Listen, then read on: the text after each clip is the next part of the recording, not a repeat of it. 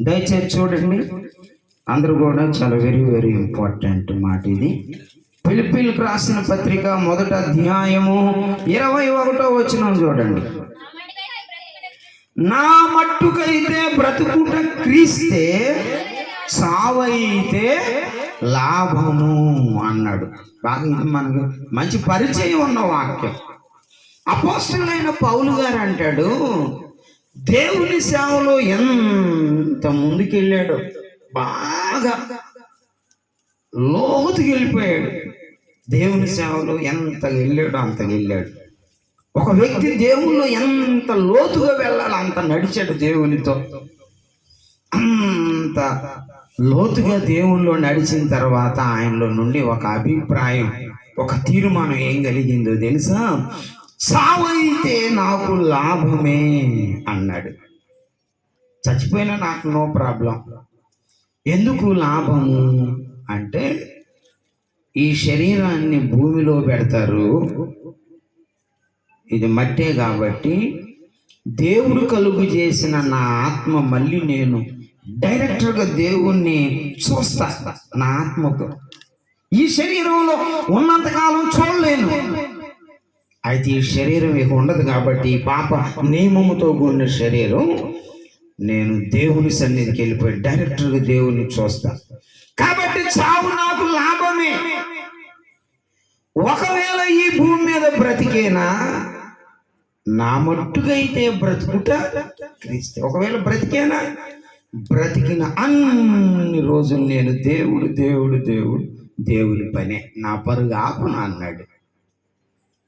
సావుకు ready అయ్యాడుగా, మరణించడానికి ready అన్నాడు కదా. అసలు ఈ అనుభవంలోకి వచ్చే భక్తులు ఈనాడు భూమి మీద ఎక్కడున్నారు? అయ్యా, నువ్వు ఎంతో భక్తి చేస్తున్నావు కదా, చచ్చిపోవటానికి నువ్వు రెడీ అయినా అనండి. ఎవరు ఒప్పుకోరు కదా. అయితే పౌలు నిజంగా చెప్పాడు, నేను రెడీ, చావడానికి రెడీ అన్నాడు.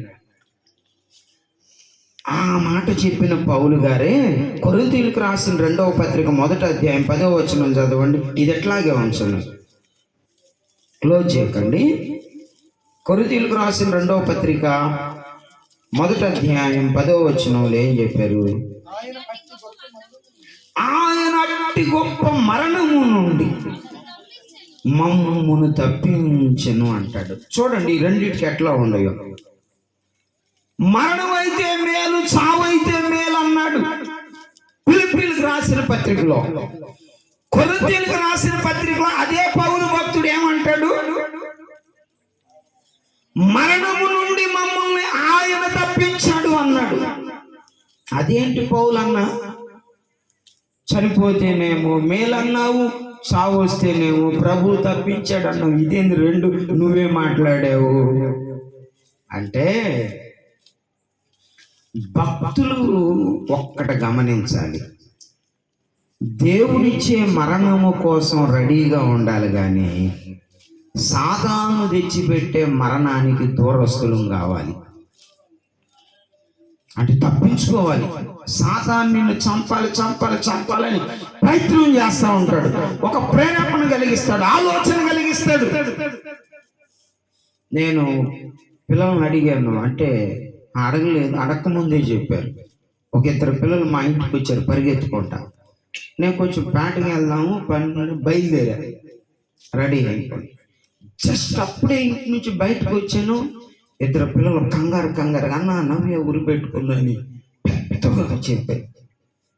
ఇక నేనంతే షాక్లోనే అట్లాగే కుర్చీలో కూర్చొనిపోయా. ఆ చెప్పే పిల్లలకు టెన్షన్ పడుతుంది, మరి నువ్వు కూడా ముందు ఆ బండ మీద కూర్చో, లేకపోతే పండుగ అని చెప్పేశా. ఇక ఒక పావు గంట తర్వాత నా కాళ్ళు చేతులు మళ్ళీ వణుకుపోయి మామూలుగా అయింది. ఏం జరిగింది మా అన్న అంటే, తెలియదన్నా, స్కూల్లో పిల్లలందరికీ దగ్గర ఒక 10 మంది దగ్గరికి వెళ్ళి, ఇంకా రేపు నుంచి నేను స్కూల్కు రాను, నేను చనిపోతాను అని చెప్పిందన్నా అని అప్పుడు ఆ పిల్లలు చెప్పారు వచ్చిన వాళ్ళు. తర్వాత ఇంకా ఈ 2-3 రోజులు చాలా మంది పిల్లలు చెప్పారు. అయితే అసలు ఆ ప్రేరేపణ ఎవరిచ్చారు? నువ్వు చచ్చిపో అని. ఆ ప్రేరేపణ ఎందుకు వచ్చింది అంటే ఆ ప్రేరేపణ కలిగించేవాడే సైతానుడు. నేను ఎంతో మందికి చనిపోతున్నాను అని అనుకున్న వాళ్ళకి ఎంతో మందికి ప్రార్థన చేశా, ఆదరించబడి బ్రతికి బయటపడ్డారు. కొన్ని సందర్భాల్లో ప్రసంగాలు విని బయటపడ్డారు. ఆ ఆలోచన వచ్చి మన సంఘంలో వాళ్ళు ఇద్దరు చెప్పలే నాకు. వాళ్ళిద్దరు నా దృష్టికి తెచ్చినట్లయితే సమస్య సాతాను శక్తులను జయించగలిగే వాళ్ళని. కాబట్టి నా దృష్టికి తేలా అసలు సమస్య ఇదన్న పరిస్థితి, ఇలాంటి ఒక ఆలోచన వస్తుంది, లేదా నేను ఇలాగా సాతాను ప్రేరేపణకు లోనైపోయాను, చనిపో అనే ఒక ఆలోచన బలంగా వస్తుంది అని నా దృష్టికి కనుక వచ్చినట్లయితే వెంటనే ఒక షర్ట్ తీసి పక్కన పడేసినంత ఈజీగా ఆ ఆలోచనలో నుండి బయటికి తేగలను. ఎందుకంటే అలాంటి వాక్యాలు ఉన్నాయి బైబిల్లో. ఒక్క అరగంట చెప్పి 10 నిమిషాలు తల మీద పెట్టి ప్రార్థన చేశాను అనుకో, చాలు, ఇక అంతే, దారిలోకి వస్తారు. అట్టొచ్చిన వాళ్ళు బోల్డ్ అంతమంది ఉండరు, కానీ ఇతర ఊర్లో వాళ్ళు. కానీ నా సంఘంలో వాళ్ళు నా దగ్గరికి రాలేకపోతున్నారు, సాతాను యొక్క ప్రేరేపణకు లోనైపోతున్నారు. ప్రియ సహోదరి సహోదరులారా, మనము తప్పించుకోవాల్సిన మరణం ఒకటి ఉంది, మనం ఇష్టపడాల్సిన మరణం ఒకటి ఉంది. యేసయ్య పిలిస్తేనేమో ఆ మరణానికి రెడీ అనాలి. సాతాను వల్ల వచ్చే మరణం అయితే తప్పించుకునే ప్రయత్నం చేయాలి. ఇప్పుడు అపోస్తలుడైన పౌలుని సాతానుడు అనేక సందర్భాల్లో చంపాలని ప్రయత్నించాడు. ఎందుకని?